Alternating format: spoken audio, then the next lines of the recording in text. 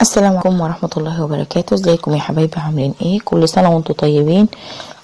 ده نموذج من اكل الموسم بتاع 27 رجب. عملت فيه صينية لحمة بالخضار بالبطاطس والكوسة، وعملت تشكيلة محاشي. هندخل على الفيديو ونشوف عملنا ايه. اول حاجة عملتها دقيت راس توم بفلفل اخضر وبصل، وبعد كده قورت الفلفل، قورت الكوسه والباذنجان والفلفل، قطعت كيس تمام.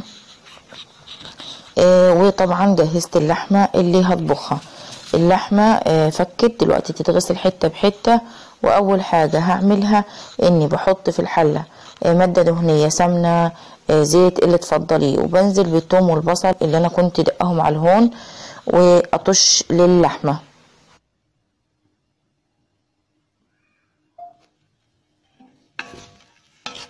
اول ما البصل والثوم يتبلوا انزل باللحمه على طول. الحركه تديك طعم اللحمه وللشوربه بتاعه اللحمه طعم جميل جدا. وده يا حبايبي شكل اللحمه وهي بتتشوح بالثوم والبصل اللي وريته لكم في فيديو قبل كده، ان انت تدقي راس ثوم ومعاها قرن فلفل وتخرطي عليها بصلايه كبيره وتدقيهم برضو، يعني تدبلي بعد ما تدقي الثوم كويس، تحطي البصلايه المخروطه وتدبليها مع الثوم وتطشيها بالسمنه زي ما وريتكم في الفيديو، وتقعدي تقلبي في اللحمه كده يعني قد كده ربع ساعه لحد ما كل اللحمه تتشرب من الثوم والبصل. بعد كده تضيفي عليها كفايتها من الميه وتغطي عليها، هيديكي احلى طعم شوربه ممكن تاكليه. وهنا محضره البصل بتاعي، هخرطه بالسكين علشان اعمل الخلطه بتاعه المحشي. وهنا يا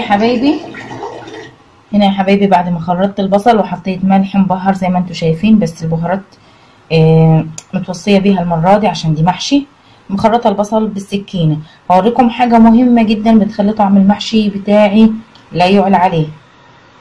بصوا هنا انا حاطه في علبه ثلاجه، عارفين ياما وريتكم في فيديو ان الدهون بتاعه الاضحيه والدهون بتاعه اللحوم عموما، اي دهن عندك او شحمه عندك او ليه خروف بسيحها وبعمل منها سمنه بطبخ بيها، دي بقى اللي بيبقى من تحت كده، اللي بعد ما اسيح بيبقى زي المقرمش كده وفي نسبه سمنه. ده بعمل بيه ايه؟ باخد منه معلقه واحطها في البصله بتاعه المحشي، بتدي ريحه وطعم ما اقولكمش رهيبه رهيبه رهيبه. جربوها بجد واحتفظوا بيها، واللي بيرميها لا ما ترميهاش، احتفظي فيها كده في علبه وحطها في الفريزر وخدي منها لما تعملي محشي بتديكي طعم فوق الروعه. عايزه اوريكم كمان الشوربه بتاعتي قد ايه هي فاتحه كده، بصوا وجميله جدا.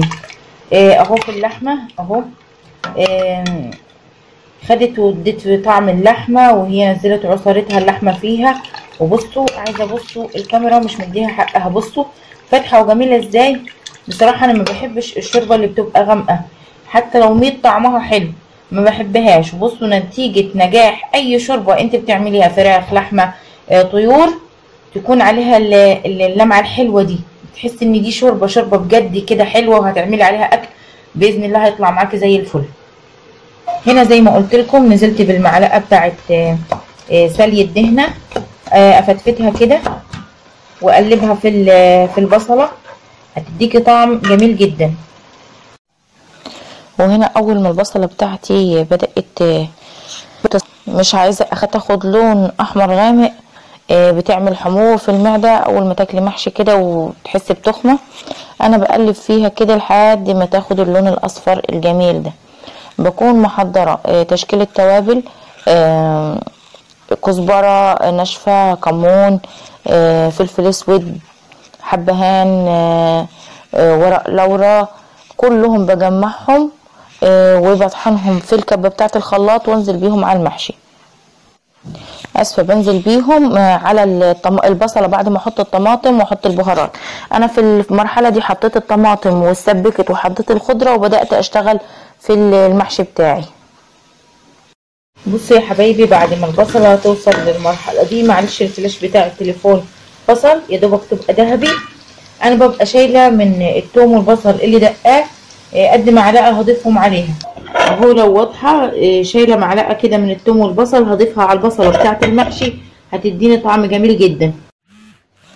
وهنا طبعا حشيت الفلفل والباذنجان والكوسه وورق الكرنب. يا جماعه ببقى مسخنه ميه على النار وبنزل بالورق المجمد بتاع الكرنب وابدا احشي. وده شكله بعد ما استوى. شكله بصوا انا عملته في صواني، وجزء برضو منه من المحشي عملته في الحله. عايزه اوريكم كمان انا عملت صينيه بطاطس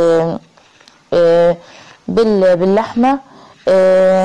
خدت حته من التسبيكه بتاعه المحشي وحطيت عليها بطاطس، واللحمه بعد ما اتسلقت وخدت لها غلوه كده في الفرن واتسبكت في الفرن. ادي المحشي المشكل زي ما انتم شايفين، طعمه وريحه جميل جدا. وورق الكرنب او المحشي الكرنب كانت وليمه وسفره. كل سنه وانتم طيبين. دي طقوس الصعايده في المواسم. لازم نتوصى كده بالاكل ونصنف وكده. انا علشان كان عندي اكل من قبل كده ما حبيتش اعمل طبيخ خالص، عملت محاشي وعملت صينيه البطاطس، وكان يومنا ده وكان وجباتنا واكلاتنا في الموسم. زي ما انتم شايفين كده صينيه لحمه بالتقوير بتاع الكوسه وبطاطس وكم حبايه كوسه كانوا زايدين عندي في المحشي. قطعتهم كده وعملت الصينيه باللحمه والكوسه والبطاطس، كان طعمها فوق الروعه. جربوا الاكلات دي، وجربوا ان يكون لما يكون عندكم مناسبه تعملوا وتصنفوا وتعملوا، يعني يكون في جو خاص ليها.